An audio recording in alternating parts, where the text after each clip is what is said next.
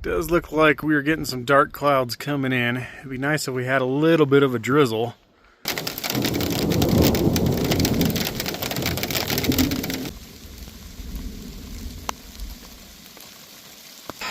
Now it's just time to kick back and relax in the tab and listen to the rain.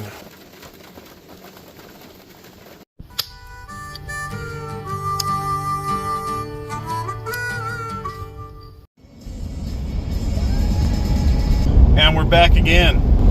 And yes, I remembered to bring the tab along with me this time. Getting a very early start this trip. We're gonna head way north to get out of the desert heat. I gotta get up a little higher than usual because the summer temperatures are rising. We had a few days down here in the desert southwest of a nice warm 118 to 120 degrees. So I'm definitely looking forward to at least 85 or 90. It is 7:16 a.m. and we are already warming up to 86 degrees down here in the desert.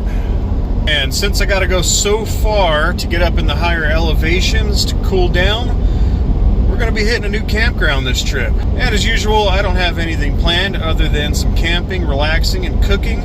From what I can tell, this campground looks pretty shaded and nice with some tall pines. This will be the second tow of the new F-150, and I wanted to go to a similar location to where I was a few weeks ago, just to kind of test out the truck's performance and see what kind of MPGs I get on the same route. I think this haul is going to take me about 7.5 hours over maybe 300 miles, so it's going to be a long one. And in the last week and a half, I've been a pretty busy guy. And I'll tell you what, that darn Amazon man, he must have stole my credit card once again, because new truck parts have been appearing at my doorstep day after day. So I've been getting a lot done on this truck. And just like last video, since this is kind of the same old song and dance as far as the drive goes, while I'm driving, you get to see all the work I've been putting in on this truck. Just kind of getting some things situated, some things more important than others.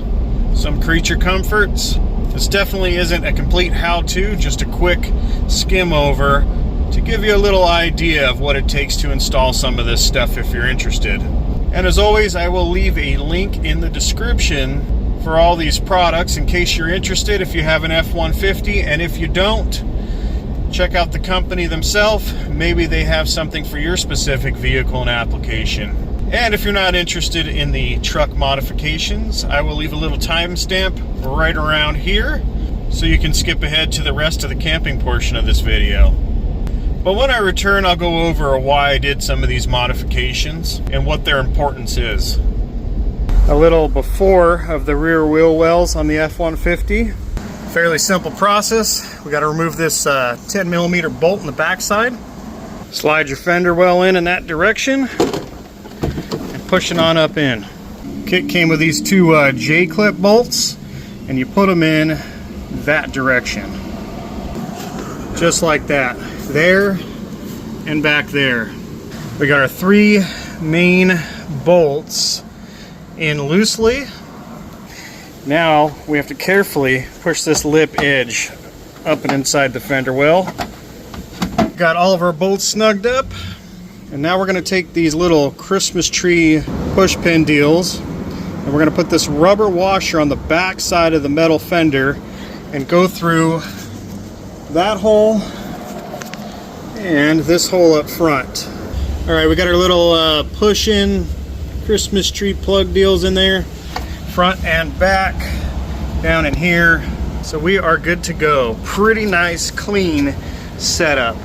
That's going to look a lot better and keep some stuff protected.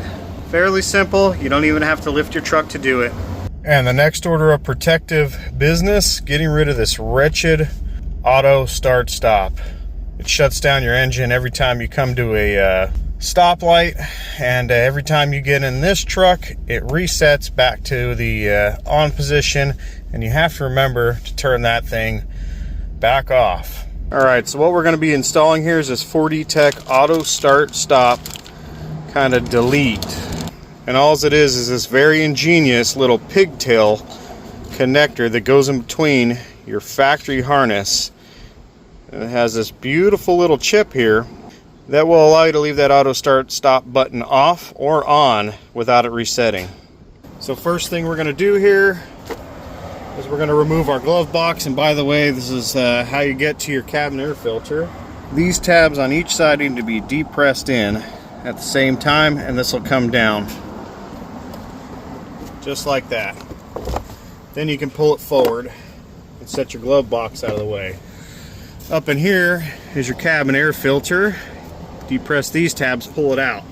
But what we're looking for is this specific connector down in here. And that's where that pigtail harness is going to go in between. On the side of this harness is going to be a little clip. You got to push that in and pull up carefully. And we are now unplugged. Very simple process. We're going to take the male side and plug it into the factory connector there. And there's your little clip that you depress in. Okay, and then we connect in our factory upper harness right to it. And we had a little light come on, so I guess we're ready to roll here. Okay, we got our little dongle hanging and everything is tucked in and out of the way. Now it's time to put in our glove box. You're going to line it up on these, on the bottom side. Just like so. Straight in, give it a little push, and then rock your box back in, and it'll snap right back into its spot. Easy peasy. All right, now we give this a test here. Right now the auto start is on. Now it's off. So what we're going to do is shut the vehicle down and see if it stays in that position. Restart. And the auto start stop is still off. Awesome. And the last order of protection business is this air to oil separator, or also known as an oil catch can, that I installed. It's a very nice catch can by J&L. Came with its own nice lines. They snap right onto the valve cover and over here the intake. Pretty simple installation with these mounting bolts and brackets. One hole's already there on your battery tray. The other hole I had to drill. No big deal, but that should keep things nice and clean inside of that intake for a long time. So we're going to see what kind of oil and gunk that thing accumulates here over the next maybe 500 miles or so. Just a convenience measure, we're going to toss in this Built Right Industries bracket so I can actually release the back part of this seat on the driver's side, because Ford does not give you a pull latching mechanism over here for some reason. That is definitely a lot of good hidden space that I could use. By the way, another good American small company. Very cool. Fairly simple design. Comes with this bracket that's going to go underneath. And it comes with this nice little pull tab which you need to unlatch this mechanism. But you will need Torx bits for that. Got our nifty bracket in place. Kind of goes over top of this original latch around the corner, and it holds that thing on right there. So you can pull this and it'll unlock from the latch up there. So pretty awesome. Everything is in place, ready to go. Got a little pull tab set up. And what that does is this. Now your seat back's locked in, then you take your pull tab, lift that up, and it releases the seat back. Ingenious, simple, and effective. And last but not least, thanks to somebody out on the YouTube, I found a factory Ford tailgate lowering assist. And whether you get it from the factory or not, every Ford comes with this little ball nipple thing back in here behind the taillight, where this dampener or shock will go. And this hinge is going to replace that non-dampened hinge down in there, and that shock will connect to that little bell crank and slow this tailgate down. Alright, I carefully pulled this tailgate out of that hinge, set it on a towel down here. I taped everything up just in case it gets scratched. I do have the tailgate hinged on this side very carefully here, but what I want to show you here is you need to take note and make sure that the new hinge goes right on in this marking here in that exact same spot. That's going to be your alignment. And of course you need one of these big giant T50 Torx bits. All right, the new hinge is in. It looks like everything is lined up with our factory marks. We have a new strut dampener here popped onto that snap ball nipple fitting, and our bell crank down here. Now the moment of truth. Awesome. There is a aftermarket solution for this where you put a little shock rod up in here, dampener, but I think the factory version looks a lot cleaner. But pretty cool how that works if you never knew. It just tucks up behind the light like that, and there you go. But wait, there's more.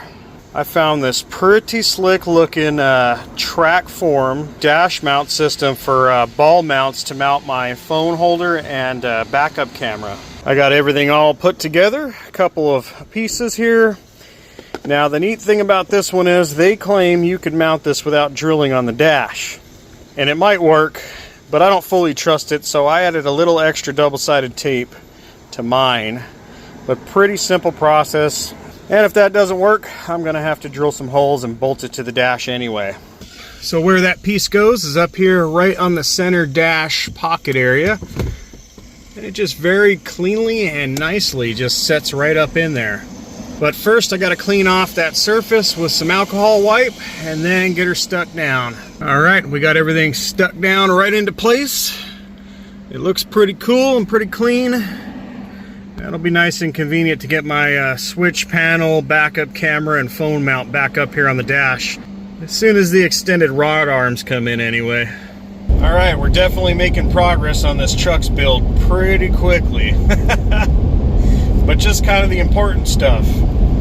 Other than the obvious things there, and by the way, I forgot to mention those were Husky brand rear wheel well liners for the F-150. I went with the Husky brand over the Ford factory brand because honestly they're just as good, if not better, and $100 cheaper. Now when I say some of those items were for protection, I'm going to explain that. Like that 4D Tech little wiring pigtail to keep the auto engine start-stop left off. For those that don't understand that or have that feature in a newer vehicle, what that does is every time you come to a stoplight or stop sign, it'll shut down your vehicle to conserve fuel and save the environment. So you may be saving a few pennies here and there on fuel, but the reality is there's a lot of things going on that are not good for many of the systems in a modern vehicle, especially one with turbos. So first thing that's going to happen is everything in your vehicle still running, it shuts down. Now everything electrical is relying on your battery for power. And when you're running your AC, that's also going to shut down the compressor, meaning you're just going to be blowing air and it's going to warm up inside your vehicle again. And once you restart, everything that was putting a drain on your battery electrically has to recharge. So now it's going to put more wear and tear on your alternator. And it is also going to be putting a lot of wear and tear on your starter. Think about that. How many times do you actually start and stop and restart your vehicle on your daily commute? The two other main reasons of concern to me for stopping that auto start stop from shutting down is because this truck has turbos. And if you were coming in a little hot, those turbos are going to be spinning at, I don't know, 70,000, 100,000 RPM, whatever it may be, a high rate of speed. And when you go shut down that motor, that's going to stop coolant flow if they're cooled, and it's going to stop oil flow to those turbos while they're still spinning at a high rate of speed. The other thing is you lose oil pressure when you shut down. So now when you go fire back up, your engine has to regenerate some oil pressure. That's not good on a lot of components to constantly keep doing that. I'm willing to take a little bit of monetary loss over fuel savings when it comes to really expensive, important components on this engine, on this vehicle. The other thing I installed was an oil catch can or oil air separator. And what that really does is any moisture, oil, or gunk coming out of your PCV valve, out of your valve cover, usually gets recirculated right back into your intake to get burned off. I have 2 oil catch cans on my 68 Camaro, and that's really just to keep the whole engine bay cleaner instead of having breathers on valve covers and getting oil all over the top of the motor. Or for like racing applications, if your crankcase pressure really got high or you blew a motor, all that oil and extra vapor would go into those catch cans instead of out on a racetrack. But that's not why I did this. And it's not quite needed on this latest generation of 3.5 EcoBoost like it was in the past. So in the previous, I think, generation or 2 before this latest generation of EcoBoost, or like most of these modern motors now, they are direct port injected. And what was happening was any of that gunk coming out of the valve cover through the PCV valve was ending up in the intake and on the backside of your valves, and you're building up a bunch of carbon and gunk, and that'll really kill your airflow and fuel efficiency and the way your motor runs. Now, on this latest generation of EcoBoost, they decided to add some regular low-pressure injectors back into the intake on top of the direct port injectors to solve this issue. That allows some fuel to go down into the heads and wash down your valves so you don't have any carbon buildup and gunk in there. But I just put it on anyway to keep things a little cleaner in there, and just because it looked cool. But definitely not 100% needed on that modification. And of course, the tailgate lowering or drop assist. It's always nice to have. I myself know how to lower a tailgate without it slamming down, but just in case somebody else went and popped my tailgate thinking it lowered itself nice and easy and had my tailgate slammed down on something like maybe the hitch or who knows what was on the bumper, I figured it'd be a good idea to add that in. Plus, that probably saved me about, I don't know, $10,000 from upgrading this truck's package just to get that. And the last modification to the truck so far, and a must out here in the desert, was window tint. That I did not do myself. I don't have the time, and that's a pretty tedious process. This time around I went with the ceramic tint. I don't know if that was available the last time I had a vehicle tinted, and I can already tell you that that definitely does make a difference. When that sun is shining in on you while you're driving, you can definitely tell it's a lot cooler than the regular old tint. And there's a good angle for you for how dark I went on the side windows here. I stay the legal limit up front usually, and in the rears just slightly darker than that. I don't like to go too dark, especially being able to see at night. And especially now with a trailer, if I were pulling in and around or backing in at night, I'd like to be able to kind of see out my windows to see what's out there so I don't smash into anything. And obviously, if your vehicle's out here in the desert baking at 120 plus degrees or so, that tint is not going to keep it much cooler after a while. But when you're in your vehicle, driving along in the sun and you're running your air conditioning, you will notice that you will definitely not need it as cold after a little while. So it definitely works on the ceramic. All right, enough jibber jabbering about truck modifications. I know you all are here for the camping. So I'll bring you all back as soon as I hit the dreaded 17 heading north towards Flagstaff. I figured that'd be a good test of this new truck to see how well it fares. All right, we're just about ready to come up to the 17 headed north here. And I'll tell you what, man, this new truck is making all the difference. This section of road right here, the last time I was through here with the Tacoma, was yanking me and bouncing me all around. I mean, it's an unbelievable change. Way more relaxing and a lot less stressful. All right, now it's time to enter the Flagstaff 500 here on the 17. And let's see how this truck pulls at high altitude.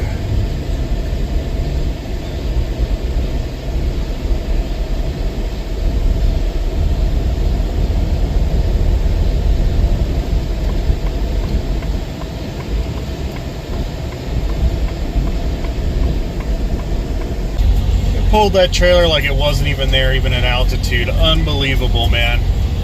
But after I got through some of the twisties up here, I pulled off as usual to take a quick break, check my wheels and hubs, on the trailer, and my passenger side hub was getting pretty warm, and it showed that on the tire minder, tire pressure and temperature sensor.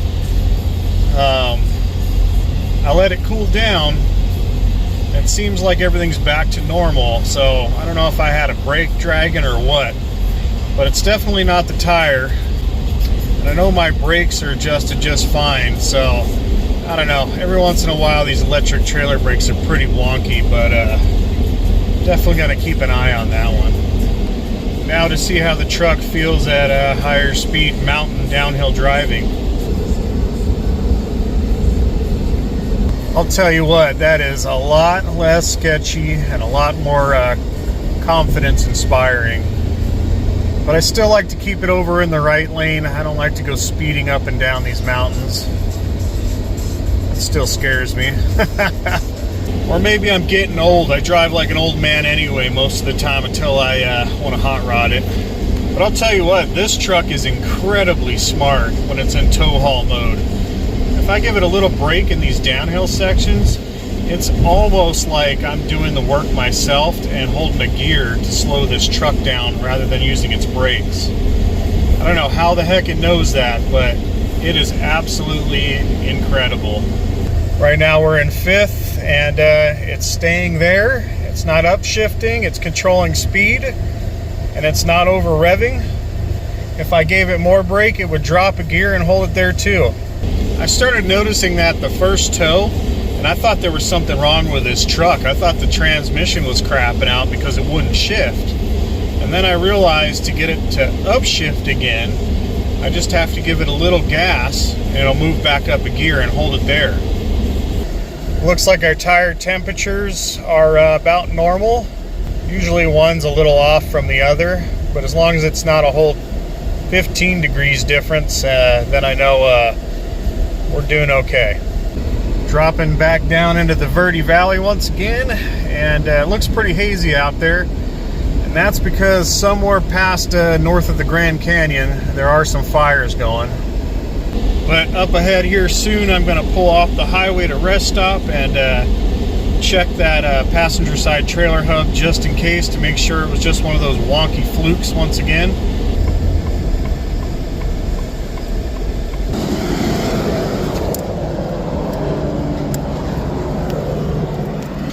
This was our hot side earlier. Hub, drum, tires all feel good. So something wonky is always going on with one of these brakes either side. I don't know if it has to do with voltage or misadjustment. I adjust them the best I can. Who knows? Time to get back at it. Looks like the temp slightly crept up a little bit, but we're still nominal, especially for hauling the mail uphill at 6,000 feet with total ease. And that's all while the air conditioner is still running. I'm still trying to figure out the temps on this truck and what the limit is and how far I can push it. But these F-150s do have like an active air dam. There's like these motorized grates in front of the radiator. I'm gonna assume they're open, but they will open and close depending on temperature and aerodynamic efficiency. Pretty interesting stuff. And every once in a while I'll watch those engine temps like dramatically creep up 5-10 degrees real quick, and the next thing you know they'll drop 5-10 degrees really fast. So I'm guessing that's what it's doing. But absolutely amazing. Right now in the Tacoma I would have been wrapped out at almost 4,000 RPM with my foot 3/4 to the floor on the gas, screaming to try to hold 55-60. And this thing's not even trying at 2,000 RPM. I barely even have my foot on the gas. In fact, I have to lift every once in a while. I'm definitely the slow guy on the road still, but that's by choice because I am towing a trailer. I may have said it in the last video, but I'm glad that I had gotten that tab so that I could use my Tacoma and still tow. And I'm also glad that I started out with that combination. Learning to tow with a much more underpowered vehicle really teaches you a lot. It teaches you how to not overstress that vehicle and not go beyond its limits. Also, it keeps the speed down because you are dragging a trailer and you don't want that trailer bouncing and flopping all around on these rough roads. And even though I have phenomenal endless power now to tow that trailer, I think I'll keep my speeds down about 5 to 10 miles an hour under the posted speed rating, because that's the smart thing to do. Plus, I don't want to die out here on the road because I'm hot rodding it with a trailer. And there's Mount Humphrey and the San Francisco peaks out in the distance once again. 12,600 feet at the top. And that is where we're going to be camped tonight, at the top of that. I don't think it's ever been done, and I know for a fact nobody's ever drug a travel trailer to the top of Mount Humphrey. So I want to be the first. I figure this EcoBoost with its twin turbo 400 horsepower, 500 foot-pound torque motor, it's got what it takes to get us over the top. Nah, just kidding, that's impossible. But right now we are stuck in the middle of a convoy. And that I wasn't kidding about. Pretty cool.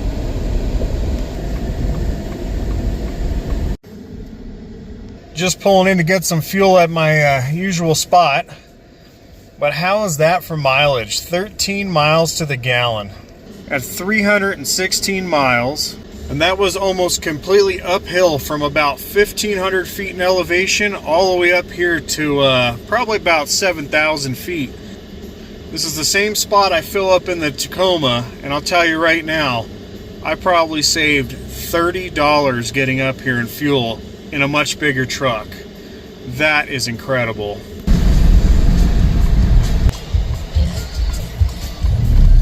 We got cows.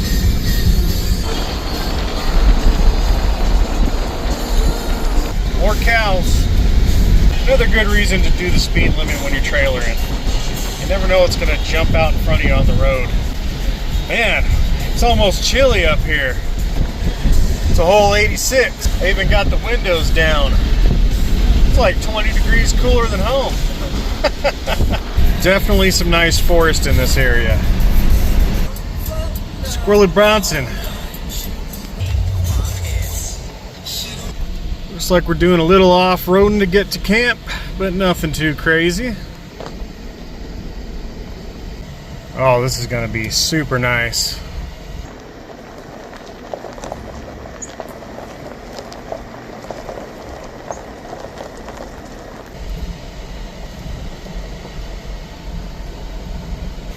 I think we're there, but this is kind of an odd spot. Let's get out and take a look. I'm not quite sure where I'm supposed to park at. It's kind of like a little loop down at the end of this campground loop. Kind of odd. Check out this butterfly. That's pretty cool. Yeah, I'm not quite sure where I'm supposed to park. I think I'm just gonna loop around right here and then back it on in over to there. All right, let's go for it. Let's see if we get the truck and tab stuck in between these trees trying to turn around it. This should be fun.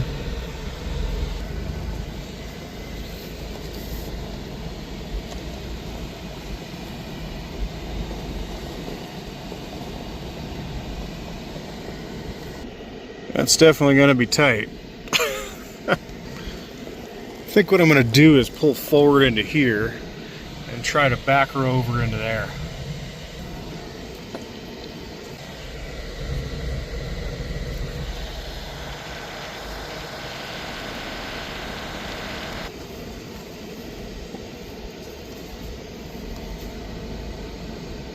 Nice being able to have that backup camera running, so you can see exactly how close you're getting to your bumper. It's definitely going to be a close one.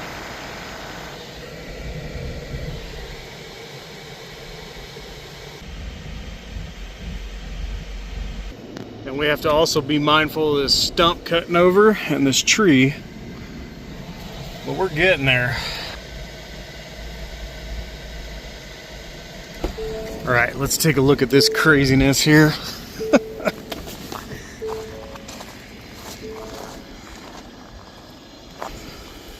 We're getting there.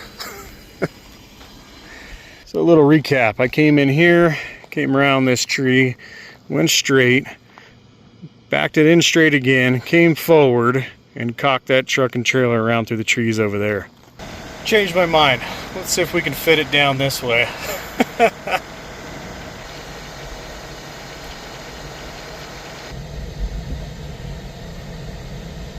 Alright, that was quite the debacle, but we got it done. Yeah, pretty wild. I had to circle around this tree, come on into here, cock the trailer back into there, come forward, and then back all the way into there. But it is a nice quiet place, so I won't be talking too loud. Pretty interesting landing job there. But now it is definitely time for some lunch. Pretty simple and easy. We do some roast beef, avocado, cheese, bell pepper, cabbage, and a wrap. Not a bad idea. Quick, easy, and healthy. And a little precursor to tomorrow's dinner. It'll be the same, but different. Does look like we are getting some dark clouds coming in. It'd be nice if we had a little bit of a drizzle. See how that wrap is.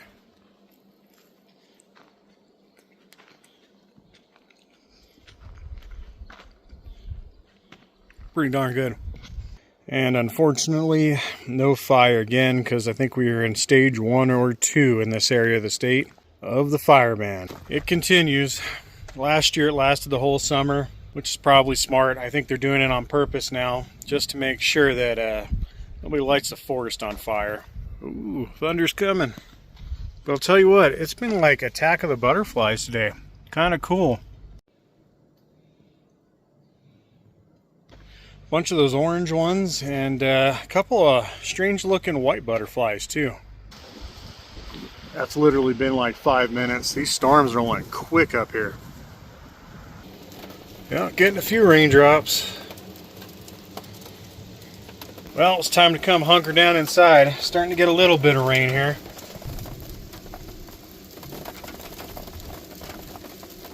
Come on, rain. We definitely need it.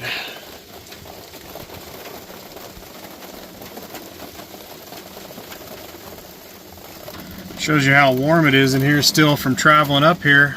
Although I had all the windows open the last hour. But that temperature is dramatically going to drop right now. Pretty awesome. Rain is definitely a rare sight in Arizona, so it's always nice to experience it. I'm sure some of you out there probably absolutely hate it because it probably rains like every day where you're at.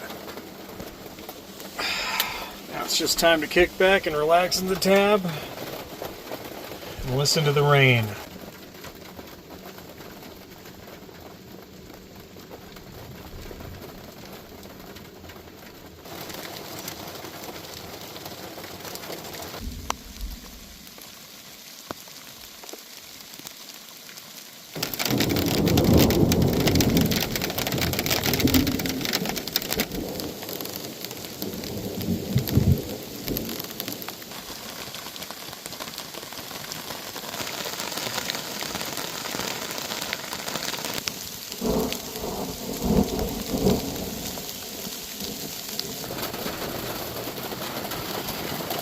Coming down pretty good now.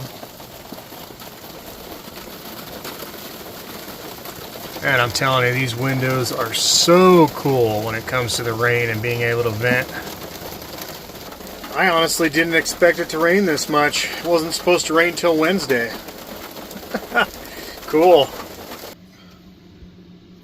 Well, the rain ended finally. It's about an hour of drizzling, kind of on and off. That was pretty nice. But time to stop being lazy. I want to check out that little catch can. I think we got about 450 miles on it. Isn't that crazy how fast that dried up? Probably within a half an hour of that rain. Alright, let's see what this little guy accumulated.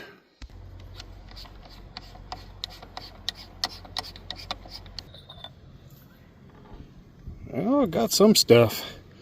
Not a whole lot. But as you can see, that would have went all the way back down in this tube right into that intake. So pretty cool.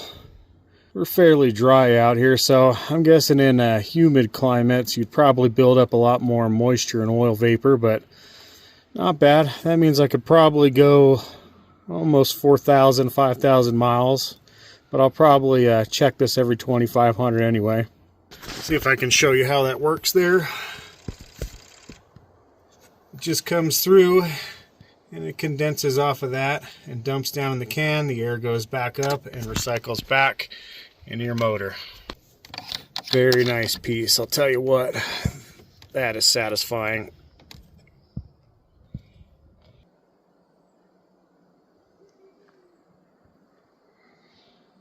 And as always, the easy dinner the first night. We're going to try out this new ReadyWise freeze-dried meal. Pasta alla vodka with chicken.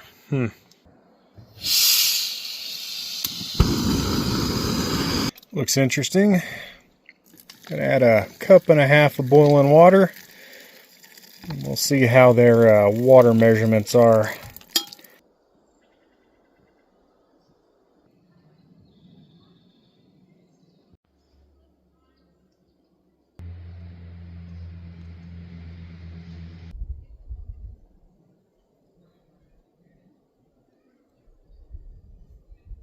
Alright, we gave our chicken olive vodka pasta, whatever this is, about 15 minutes of hydration time here.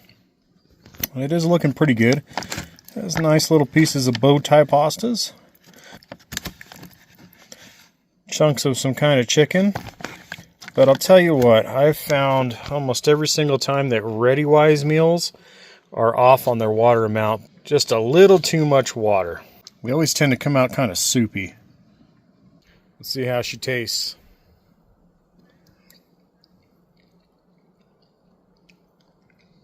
Not bad.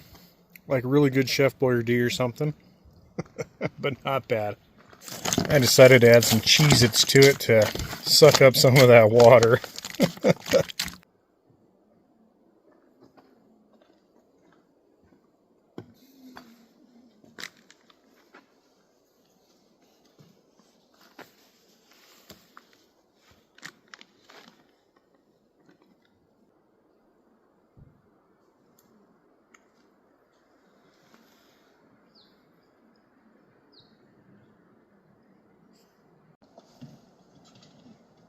Well, the camp host just stopped by, and I asked him where I was supposed to park. He said it doesn't matter. So I guess I'm good. But he did want to remind me that we are in stage 2 fire ban. So that means no charcoal, no wood fires, just propane. So if you have a propane fire pit, you're good to go. Propane stove. I did read somewhere it said no generators at stage 2, but what he told me was it has to be more of a legit camping specific generator, like a little Honda 2200i or Yamaha, something like that that has a spark arrestor in it. And you need to have it in a nice clearing away from anything flammable. Just no giant contractor generators. Which is good because they're noisy. Which brings me to my next point. I don't think I'm going to get a whole lot of light in here. And in stage 2 fire ban, I didn't think I could bring my generator, so I didn't bring my actual generator. I do have my Blue Eddy as a backup, but I may try out the truck's 120 port in the bed and see how that does through my Victron charger.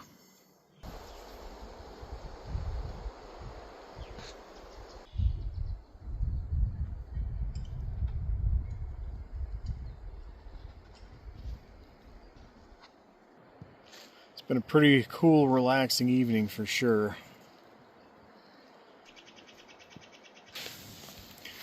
But before I forget, I want to show you what I've been doing to pre-cool down the refrigerator in the tab before I leave on a trip the night before. And right now I have it back here in this refrigerator. But I take one of these ice packs, and the one I use for the tab fridge is twice that thick. And I put that in the tab's refrigerator overnight with the refrigerator off. I don't like running that refrigerator on the tab during summer because even at night it can be 90 degrees in there. And believe it or not, this will chill that refrigerator down to about 40 degrees. In the morning, then I'll fire up the refrigerator before I hit the road, and the refrigerator's already cooled down and not trying to cool itself down and stress out. But I normally don't carry these because I don't want them in the tab refrigerator flying all around going down the road, and they take up a lot of space.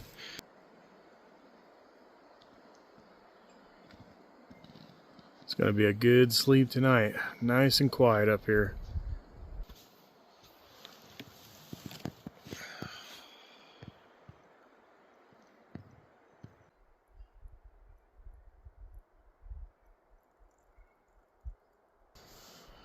Well, it's getting dark. Time to call it.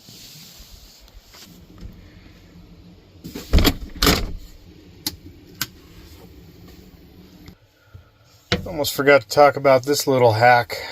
One of the viewers mentioned, if you take that drip tray out from up and underneath the freezer section, they claim that it'll keep this refrigerator colder because it is more exposed. You just have to remember to put that drip tray back in before you shut your fridge down, of course. So far, I really haven't noticed a difference, but we'll see by power consumption overnight here.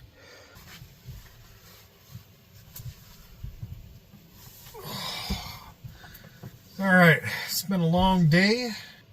Can't have a fire, and I forgot to bring an extra tank of propane for my fire torch. So I'm just going to kick back in here early, relax. I'm going to edit up the first half of this video. And for once, I'm going to do my best to try to get up before the sunrise and maybe catch some animals out there. And if I'm in the mood tomorrow, I may go out for a hike around the area to a pretty cool observation point. Or maybe just check out the campground. But either way, I have a pretty good dinner plan for tomorrow. So see you all in the AM.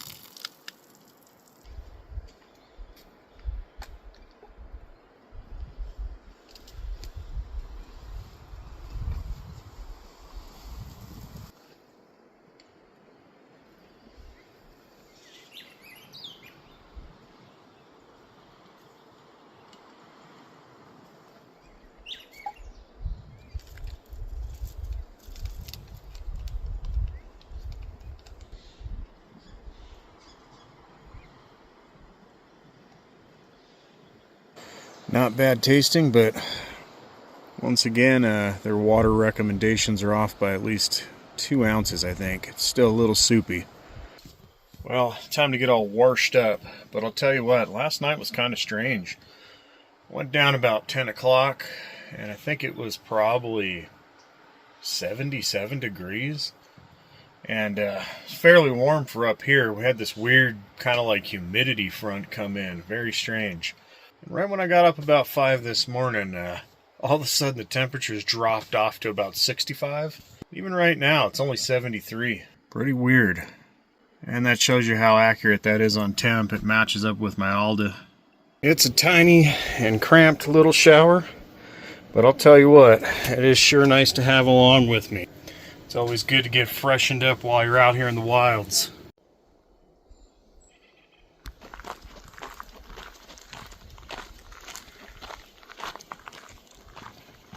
Alright, time to stop being lazy and go out for a little nature hike here.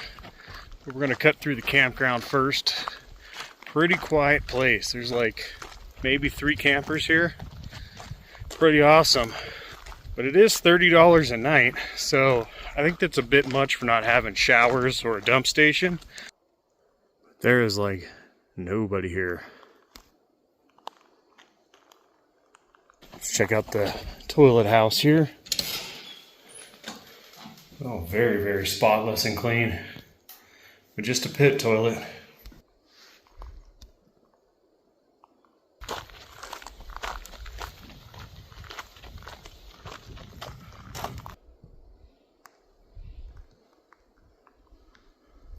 I'll tell you what, maybe that $30 a night's worth it. This place is desolate.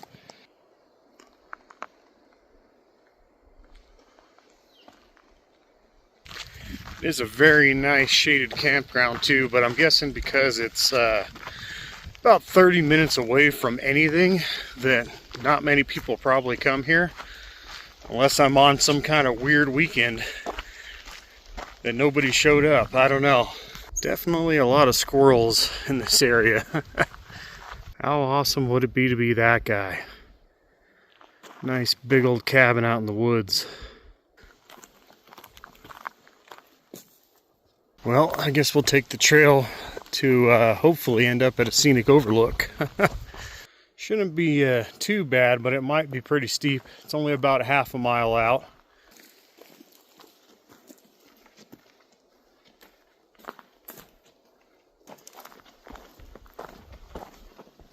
Kind of wondering if these are people's homes or rentals out here.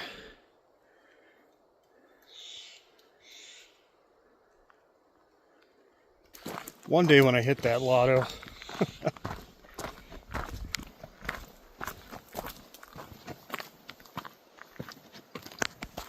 Check out this little barrel cactus cluster.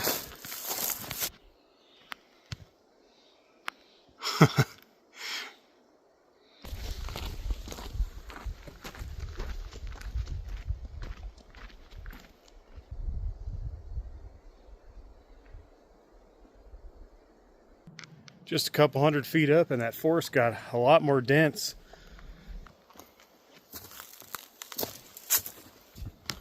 Look at the bark on that. I would think that would be alligator juniper, definitely. Looks like it.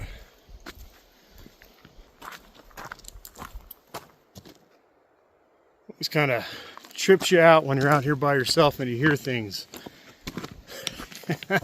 Usually it's just a lizard or something small, but always a good idea to stop and take a look behind you. You never know what's following you.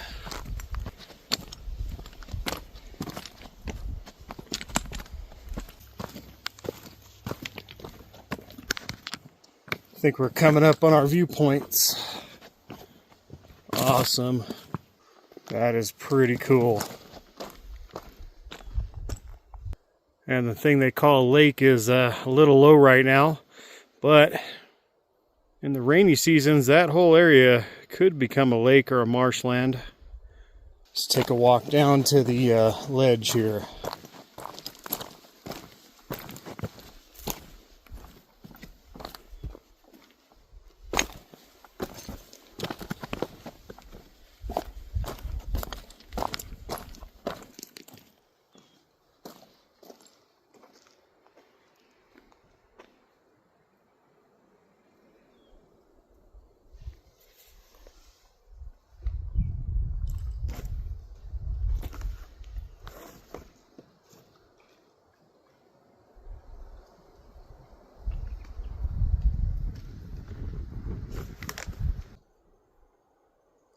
Pretty peaceful out here.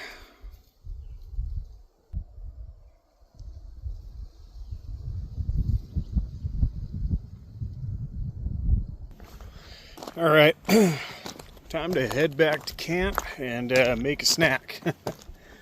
And then we'll do some dinner.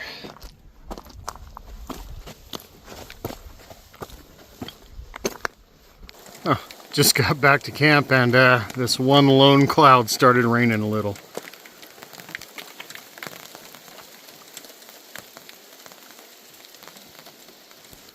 Awesome. Oh, keep going, rain.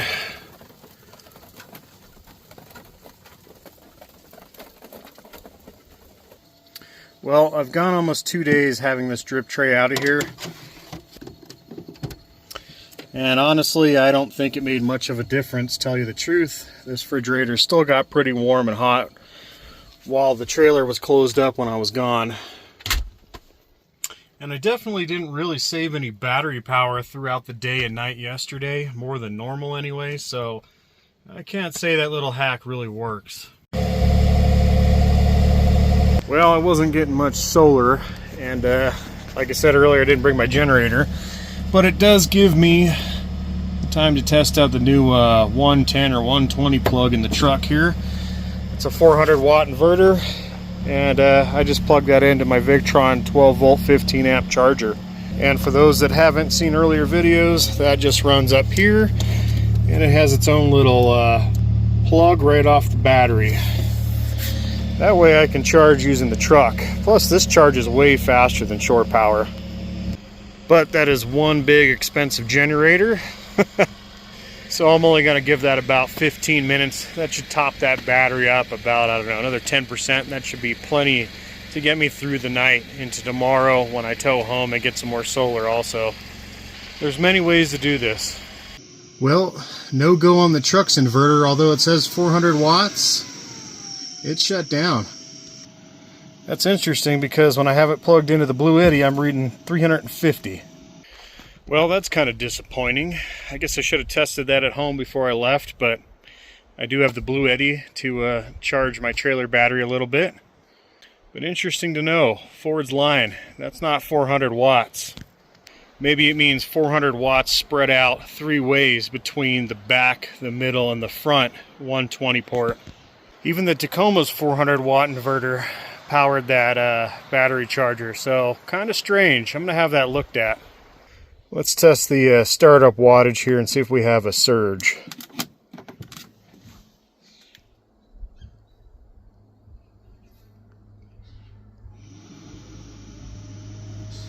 Yeah, maybe 352 max. So I don't know what's going on with that thing back there.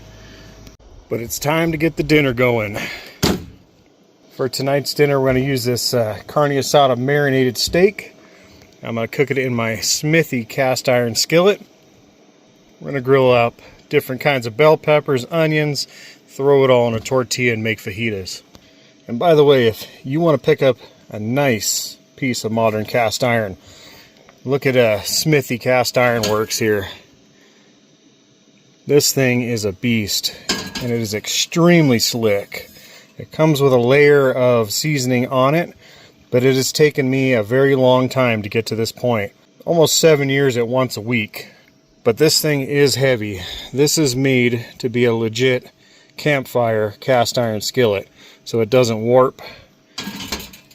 But excellent American made quality right there. They're a little pricey, but that will probably outlive your grandkids' kids.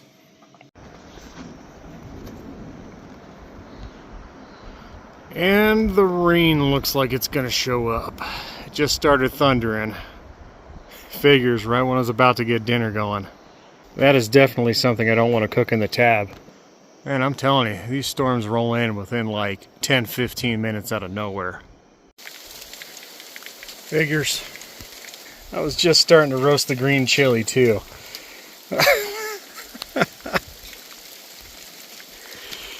Oh. It probably won't last long. I had to hide my dinner in the bed of the truck. Coming down pretty good now. It's like that scene in Jurassic Park before the T-Rex comes crashing down through the window of the Explorer. Well, I thought the rain cleared up, but it didn't. It came back, so I decided to do a little pre-prep here in the trailer. And due to weather reasons, I'm going to skip the whole how-to until I can actually start cooking here.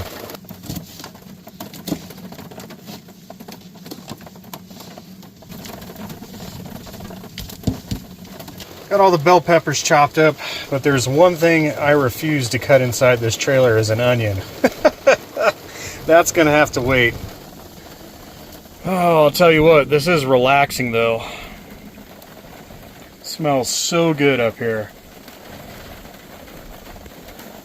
Well, I forgot my chair out there in the rain, but the good thing is the rain's going to wash off the bird that crapped on the back of it, so I guess that works out.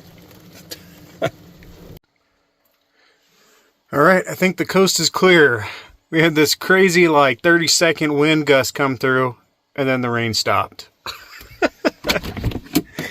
That was a pretty good soaking. Good half hour straight, at least.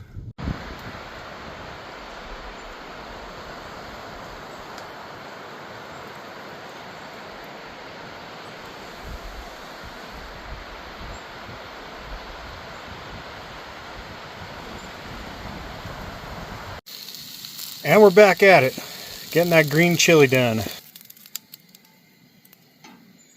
Now to bag the green chili and let it sweat out so we can steam that skin off of it. Now we're gonna pre-warm up some tortillas.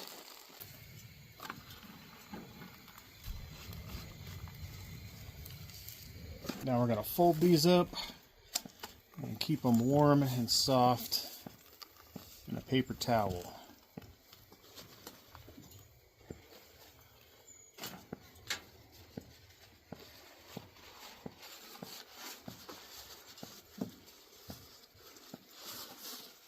Now it's steak time. Oh, I thought this was one solid steak. Oops. I guess we're going to be having carne asada burritos either way. How you know you got a good cast iron? And when it's time to flip your meat so it doesn't stick, give it a little lift and see if it pulls away. If it doesn't pull away, it's not ready yet.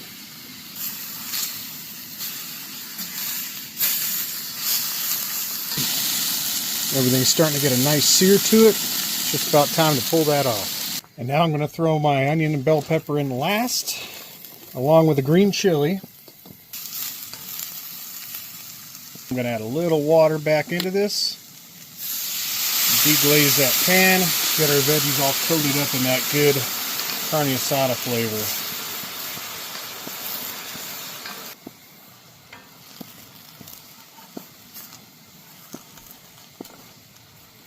And you're just going to keep your veggies moving until the majority of that liquid evaporates and glazes them.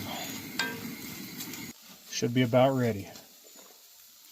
You killed two birds with one stone that way. It takes off all that really hard baked on stuff from a steak or burger, goes right onto the veggies and flavors them up.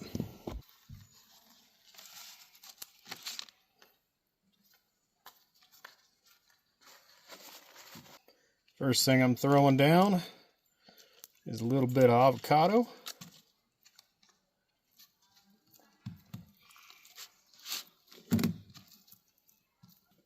And I'm just going to turn these into burritos anyway, so they're not going to be fajitas in the traditional sense.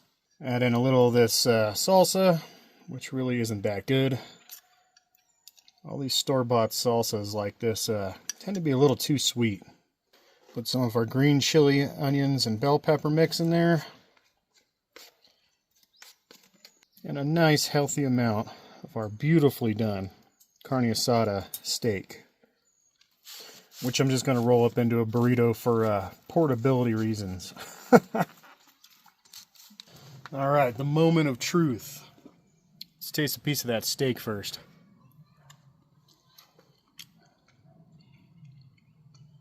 Man, I'm telling you what, I've been pretty lucky with this pre-marinated kind of meats I've been getting from either Albertsons or Safeway. It's pretty authentic and really, really tender and good. All right, let's see how these fajita burritos came out.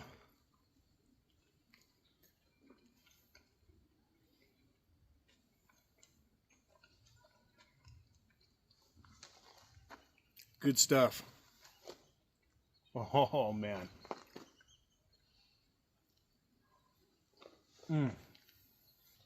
Somebody out there was saying I need to add some veggies to my meals. Well, there you go. I told you it'd be the same but different. I always like to get stuff that I can make multiple meals out of. That way I don't have to bring more junk with me. Or overpack that little fridge in the trailer or the one in the truck. Rain went away. Ended up being a pretty good day. And now we have one for the golden hour. Brewed in Flagstaff, Arizona, Hazy Angel IPA. 6.7%.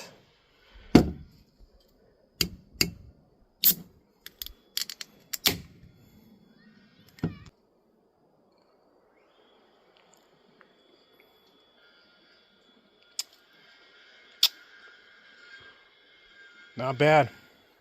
Not bad for a hazy at all. Just a touch of bitterness, but it doesn't taste thick. Well, my chair is all wet, so I'm going to have to do it the old school way and chill out on the tailgate.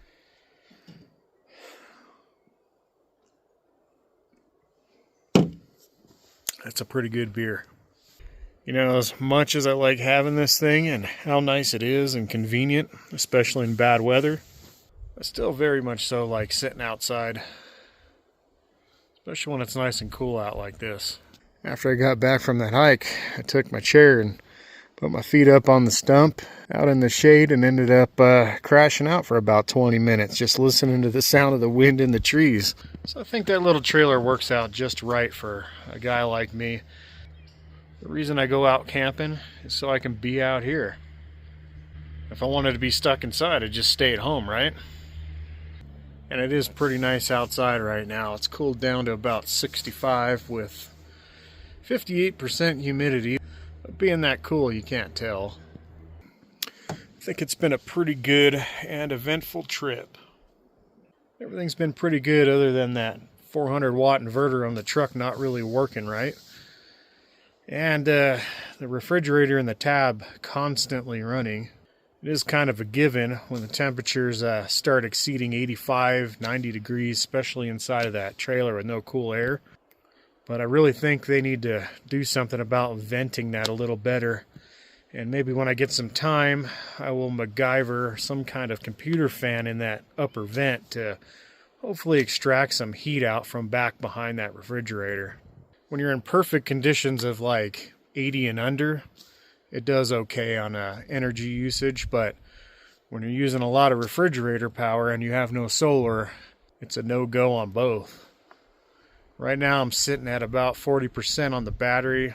Should make it through the night no problem into the next day, but any longer than that, I'd probably need a bigger battery.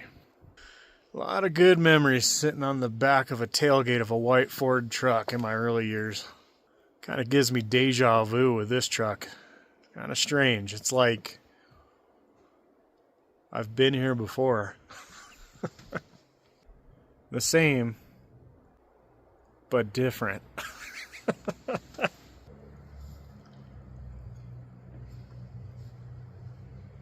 I think 3 of these at 7,000 feet is probably enough for tonight.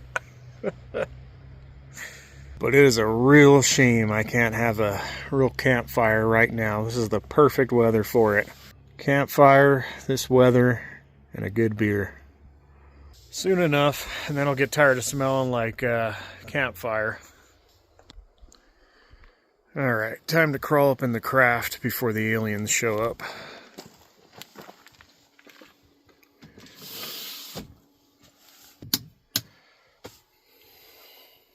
And another thing this needs is some kind of a pull tab to shut this door.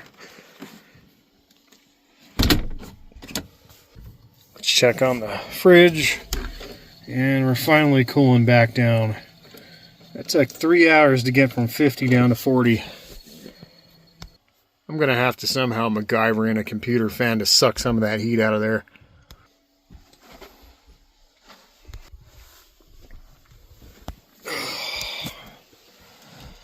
Alright, well,